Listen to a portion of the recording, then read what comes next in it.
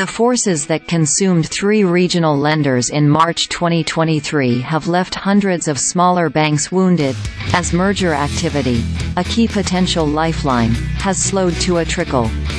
As the memory of last year's regional banking crisis begins to fade, it's easy to believe the industry is in the clear. But the high interest rates that caused the collapse of Silicon Valley Bank and its peers in 2023 are still at play. After hiking rates 11 times through July, the Federal Reserve has yet to start cutting its benchmark. As a result, hundreds of billions of dollars of unrealized losses on low-interest bonds and loans remain buried on banks' balance sheets. That, combined with potential losses on commercial real estate, leaves swaths of the industry vulnerable. Of about 4,000 U.S. banks analyzed by consulting firm Klaros Group, 282 institutions have both high levels of commercial real estate exposure and large unrealized losses from the rate surge, a potentially toxic combo that may force these lenders to raise fresh capital or engage in mergers.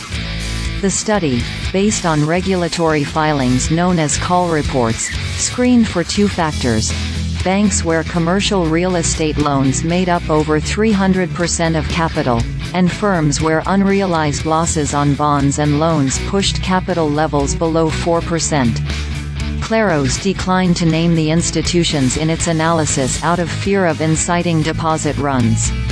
But there's only one company with more than $100 billion in assets found in this analysis, and, given the factors of the study, it's not hard to determine.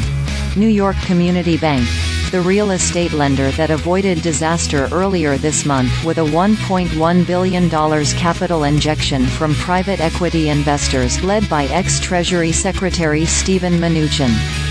Most of the banks deemed to be potentially challenged are community lenders with less than $10 billion in assets.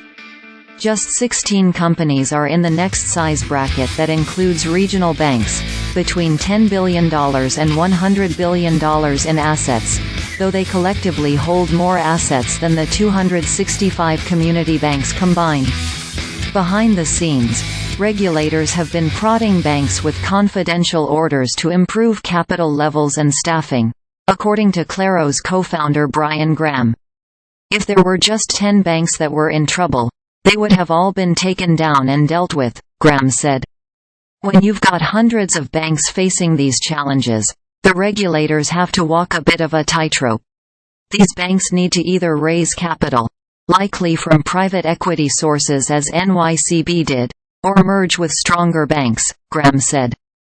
That's what PacWest resorted to last year.